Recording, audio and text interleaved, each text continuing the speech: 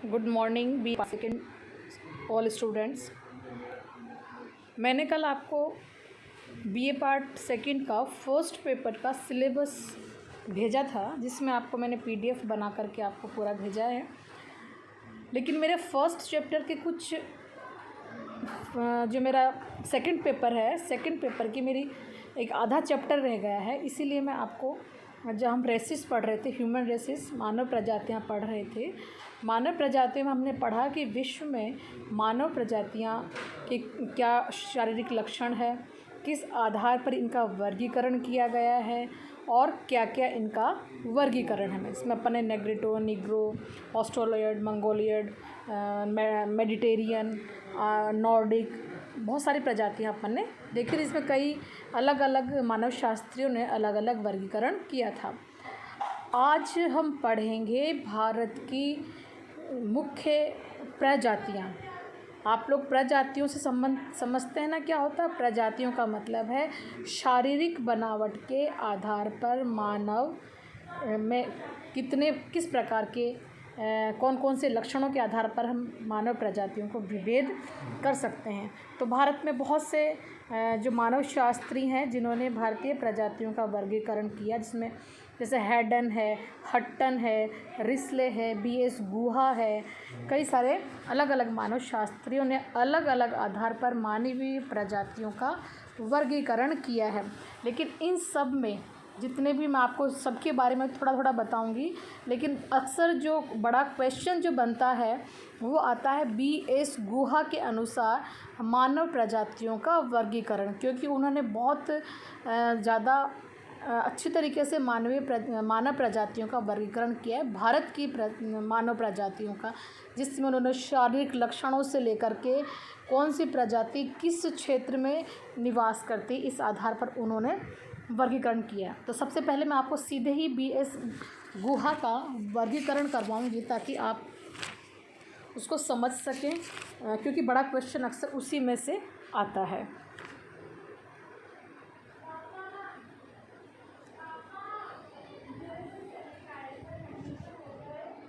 यह है बीएस गुहा का वर्गीकरण। बीएस गुहा ने बहुत से जो फैक्टर्स थे उन्होंने अपने आधार क्लासिफिकेशन के लिए उनको लिया था, जिसमें उन्होंने शारीरिक लक्षणों के आधार पर मुख्य रूप से बाल कैसे हैं, त्वचा का रंग कैसा है, हाइट कैसी है, बहुत सारे जो वैज्ञानिक तथ्य हैं उनके आधार पर ही वर्गीकरण किया है। उन्होंने अपनी प्रजातियों के वर्गीकरण में मुख्य रूप से 6 प्रजातियों का वर्गीकरण किया है और हर प्रजाति में उन्होंने उपविभेद भी किए हैं। तो मुख्य प्रजातियां कौन कौन सी है इनके अनुसार? सबसे पहले तो है निग्रिटो।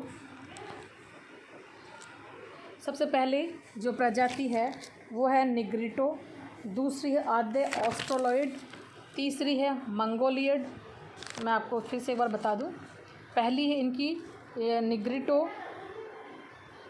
पहला वर्गीकरण निग्रिटो, दूसरा है आद्य ऑस्ट्रेलोइड और तीसरी है मंगोलियड। दिख रहा है आपको, ये मंगोलियड है। भूमध्य सागरीय प्रजाति, चौड़े सिर वाली प्रजातियां और नॉर्डिक। जब अपन ने मानव विश्व की प्रजातियों का वर्गीकरण पढ़ा था तो ये सारे नाम अपने सामने आए थे और इन सब के लगभग अपने को शारीरिक बनावट के बारे में हमें अंदाज़ा है। जैसे कि मंगोलियड है, कैसे उनकी शारीरिक विशेषताएं होती है, मेडिटेरियन है, उनकी विशेषता किस प्रकार की होती है, ऑस्ट्रेलोइड है, उनकी विशेषता कैसी होती है, निग्रिटिको विशेषता कैसे होती है।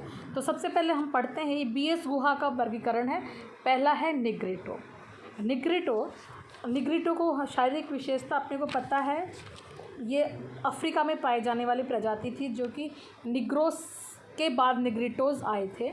अपन ने जब टेलर का वर्गीकरण पढ़ा था तो ये जो होते हैं ये लगभग 150 सेंटीमीटर इनका कद होता है, रंग इनका काला होता है, सिर के जो बाल होते हैं वो लहरदार होते हैं, बाल घुंघराले, होंठ मोटे, चेहरा और ललाट आगे की ओर निकला हुआ होता है। तो ये तो इनकी हो गई शारीरिक विशेषता। कैसे होते हैं? हाइट कम होता है, लंबाई कम होती है, रंग काला होता है, सिर के बाल लहरदार और घुंघराले होते हैं, होंठ मोटे होते हैं, चेहरा छोटा तथा ललाट आगे की ओर निकला हुआ होता है। ये जो प्रजाति है हम ये मानते हैं कि ये प्रजाति भारत में बाहर से, कहाँ से, दूसरे महाद्वीपों से ये प्रजाति भारत में आई है। और इस प्रजाति के जो लोग हैं वो भारत में मुख्य रूप से अंडमान निकोबार द्वीप समूह और भारत के दक्षिण में जैसे केरल है ना, कादर की पहाड़ियाँ, पुलियान की पहाड़, ये जो ना कादर है, पुलियान है, उनको ये मानते हैं।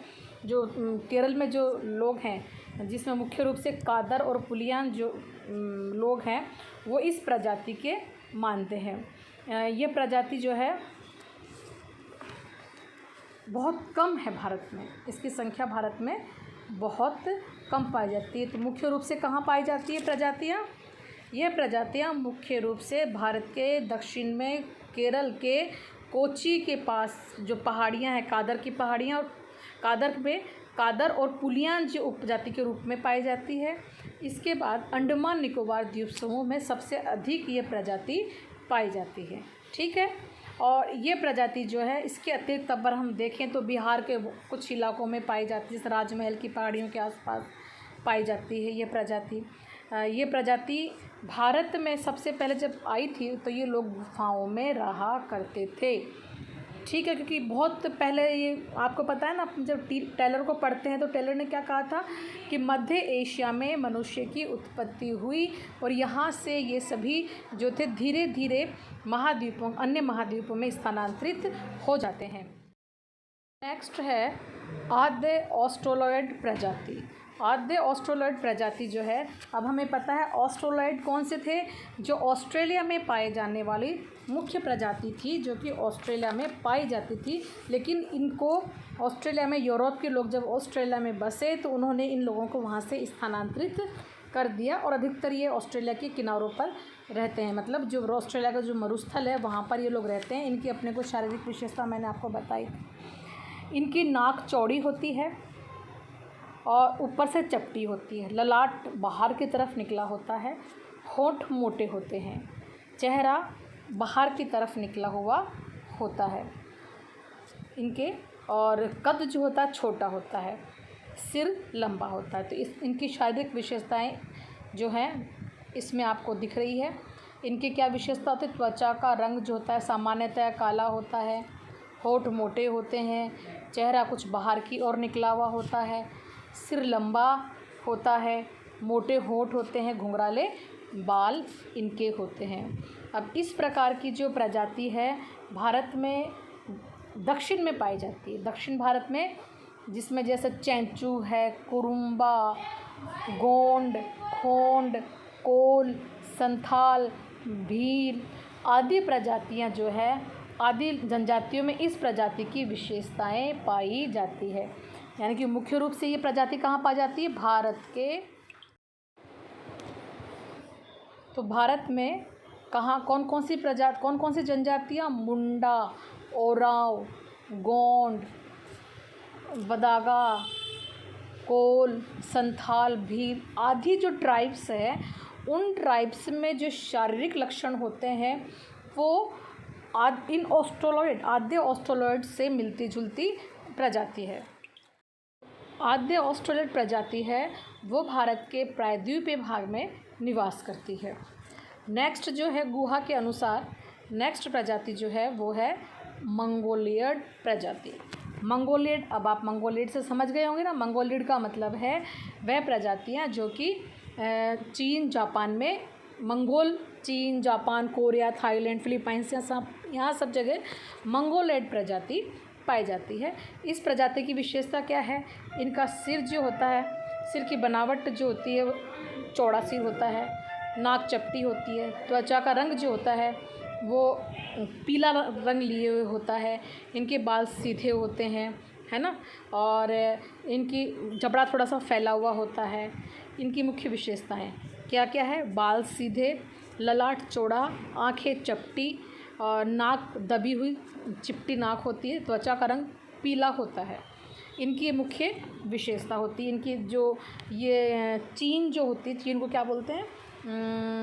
गाल के ऊपर चीन होती है वो निकली हुई होती है इनकी गालों के ऊपर।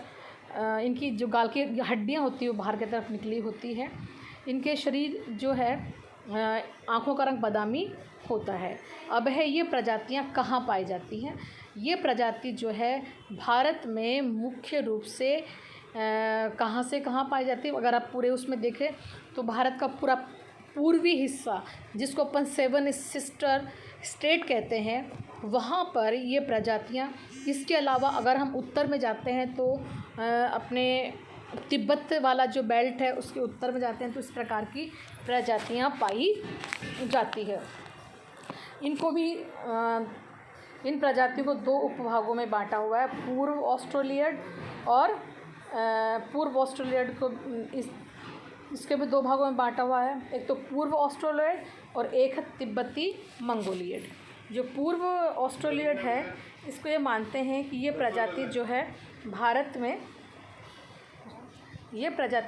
जो बाद में विकसित हुई है। ये प्रजाति, इनके शारीरिक लक्षण क्या होता है, ये पूर्वी ऑस्ट्रेलियड और इनमें डिफरेंस करना बड़ा मुश्किल होता है,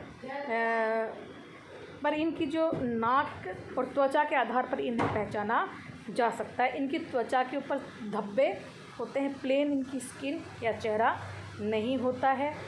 फिर अब तिब्बती मंगोलियड, इस तिब्बती मंगोलियड ये प्रजाति जो है भारत में जब आई, तिब्बत होकर के भारत में आई और धीरे धीरे ये जो है हिमालय के, जैसे अपना कुमाऊँ बेल्ट है, उस कुमाऊँ बेल्ट में इस प्रकार की प्रजातियाँ पाई जाती है। इसके अलावा सिक्किम में ये वाली प्रजाति पाई जाती है।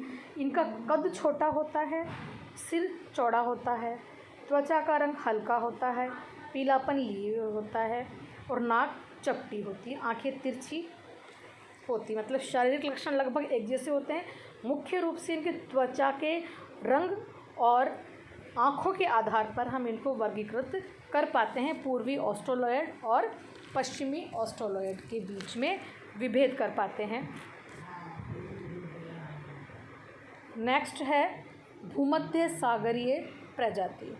भूमध्य सागरीय प्रजाति वह प्रजातियां जो कि भारत में, अब अपन भूमध्य सागरीय प्रजाति का मतलब है वह प्रजातियां जो कि भूमध्य सागर के आसपास पाई जाती थी।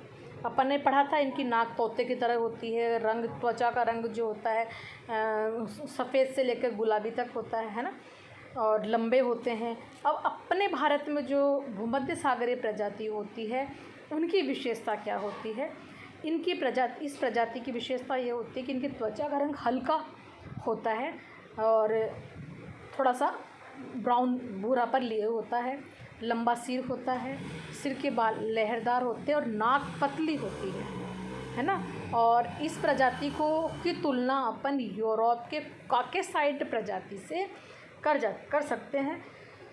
और मुख्य रूप से भारत में ये प्रजातियाँ उत्तर प्रदेश, पंजाब, महाराष्ट्र और पश्चिम बंगाल और दक्षिण के मालाबार तट पर निवास करती हैं।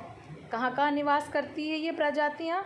अगर अपन भूमध्य सागरीय प्रजातियों का अध्ययन भारत में करते हैं तो इस प्रकार की प्रजातियाँ उत्तर प्रदेश, पंजाब, महाराष्ट्र, पश्चिम बंगाल, ठीक है। इसके अपन ने मतलब BS गुहा जी ने इनको 3 उपभागों में बांट रखा है। एक तो है प्राचीन भूमध्य सागरीय प्रजाति, 3 भागों में बांट रखा है। पहली है प्राचीन भूमध्य सागरीय प्रजाति। ये मानते हैं ये प्रजाति जो है भूमध्य सागरीय यूरोप से भारत में आई है और ऐसा मानते हैं कि सबसे पहले इसी प्रजाति ने भारत में जो नवपाषाण युग था उसकी नींव जो है प्राचीन भूमध्य सागरीय प्रजातियों के आने के बाद हुई थी। हम ये मानते हैं कि सबसे पहले ये प्रजाति जो थी भारत में आई, हिमालय से उत्तर से आई, उत्तर से होते हुए दक्षिण की ओर चली गई। इस प्रजाति की विशेषता क्या है? ये प्रजाति जो है इस प्रजाति की विशेषता ये है कि इसकी जो त्वचा का रंग हल्का होता है, लंबे बाल होते हैं, नाक चौड़ी होती है, शारीरिक कद जो होते हैं मध्यम आकार के होते हैं। अब नेक्स्ट है भूमध्य सागरीय प्रजाति। ये तो अपन ने पढ़ी थी प्राचीन, अब आ रही है अपने भूमध्य सागरीय प्रजाति। भूमध्य सागरीय प्रजाति से मतलब ये प्रजातियां जो है भारत में, हम ये मानते हैं कि भारत में सिंधु घाटी सभ्यता की जो नींव थी इसी प्रजाति ने रखी थी। कौन सी? भूमध्य सागरीय प्रजाति ने। इनका त्वचा का रंग थोड़ा सा गहरा होता है, जैतून का जैसा होता है, और जो सिर होता है भारी सिर जो होता है वो चौड़ा होता है, बाल लहरदार होते हैं, कद इनका मध्यम आकार का होता है, नाक चौड़ी होती है। इन लोगों ने ही भारत में पशुपालन करना, नदी यातायात को जन्म दिया, वस्त्र आभूषण भवन निर्माण कला को विकसित किया था। कौन से थे वो? भूमध्य सागरीय प्रजाति।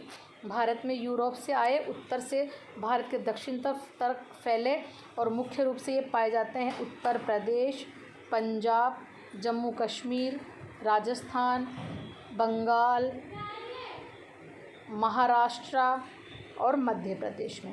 यानी कि कहाँ पाए जाते हैं ये? पंजाब, जम्मू कश्मीर, राजस्थान, उत्तर प्रदेश, बंगाल, महाराष्ट्र और मध्य प्रदेश में निवास करते हैं। इनकी शारीरिक विशेषता अपन पढ़ चुके हैं। इनकी त्वचा का रंग जैतूनी होता है, सिर चौड़ा, बाल लहरदार होते हैं, कद मध्यम होता है, सिर लंबा होता है, नाक चौड़ी होती है। इन्होंने ही भारत में सबसे पहले, जो भारत में सिंधु घाटी की सभ्यता है वो भूमध्य सागरीय प्रजाति की देन है। ये अपन किसके अनुसार पढ़ रहे हैं? गुहा के अनुसार। इस प्रजाति ने यातायात, वस्त्र आभूषण, भवन निर्माण कला आदि का विकास इस प्रजाति ने ही किया है। अब नेक्स्ट है पूर्वी भूमध्य सागरीय प्रजाति। इस प्रजाति की उत्पत्ति भारत में तुर्क और अरब से आई हुई मानते हैं। कहाँ से आई है ये? तुर्क से और अरबी भाग से भारत में स्थानांतरित होकर के आई है। ये प्रजाति पंजाब में मुख्य रूप से जो खत्री लोग हैं, हरियाणा, राजस्थान में और उत्तर प्रदेश के पश्चिमी भाग में निवास करते हैं। इनका रंग कैसा होता है? गोरा से लेके गेहुआ, बहुत गोरे नहीं होते हैं, गेहुआ से लेके गोरा तक होता है। नाक लंबी और पतली होती है और कद लंबा होता है। इनका भारत में जब आए थे तो इन्होंने मूर्ति कला को विकसित किया। पूजा करना, भारत में जो मूर्ति पूजा जो है वह भूमध्य सागरीय प्रजाति की देन मान सकते हैं अपन। नेक्स्ट है पश्चिमी चौड़े सिर वाली प्रजातियाँ। भारत में पश्चिमी चौड़े सिर वाली प्रजातियाँ जो है इनका आगमन पहाड़ी क्षेत्रों से यानी कि हिमालय से होता हुआ तलहटी का मतलब है हिमालय के तलहटी में क्या है? हिमालय की तलहटी में है हिमालय की तलहटी में जो है आपका अपन आते हैं तो उत्तराखंड तलहटी में बना हुआ है, यूपी उत्तर प्रदेश तलहटी में है। तो यहाँ से ये लोग आए, तलहटी से होते हुए दक्षिण की तरफ स्थानांतरित हो गए। ये जो है इनको भी कई उपविभागों में बांटा। गुहा जी ने इनके भी उपविभेद किए हैं। इनको कितने भागों में बांटा है? अल्पनाइट, डिनारिक, आर्मेनाइट। अल्पनाइट ये मानते हैं इस प्रजाति की उत्पत्ति यूरोप में हुई थी और आल्पस पर्वत का मतलब है इटली और स्विट्जरलैंड के बीच की जो पर्वत श्रृंखला है जो कि पूर्व से पश्चिम फैली हुई है, वहाँ से होती हुई इस श्रृंखला जो है वहाँ से जो मनुष्य हैं वो भारत में आए थे। यहाँ के भारत में इनकी संख्या कम है।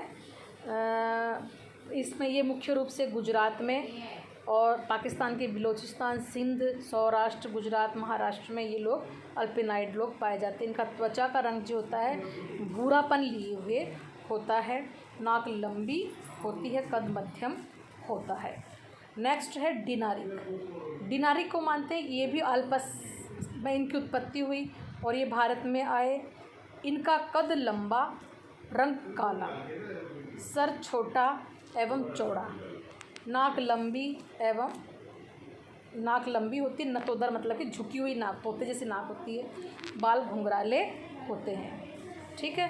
आर्मीनाइड ये लोग जो भारत में सबसे कम पाए जाते हैं। और इनके सिर चौड़ा होता है, इनका कद जो होता है मध्यम आकार का होता है, इनकी नाक लंबी होती है, त्वचा का रंग गोरा होता है और ये पाए जाते हैं महाराष्ट्र के बॉम्बे में। अपने भारत में जो पारसी लोग हैं, बंगाल के कायस्थ हैं और इसके अलावा वैद्या जाति जो है वो इस प्रजाति से मिलते हुए शारीरिक लक्षण है। अब नेक्स्ट और लास्ट जो है वो है नॉर्डिक। नॉर्डिक त्वचा का रंग इनका कैसा होता है, त्वचा का रंग इनका भूरापन लिए हुए होता है, भूरा से लेके गोरा रंग होता है। इनकी आंखें नीली होती है, कद लंबा होता है, नाक लंबी होती है और इनकी आवाज़ इनकी जो पतली भी होती है, इनकी नाक पतली और लंबी होती है, आंखें नीली होती है और ये प्रजातियां जो हैं इनका शरीर सुगठित शरीर होता है, इनका संगठित शरीर होता है इसका।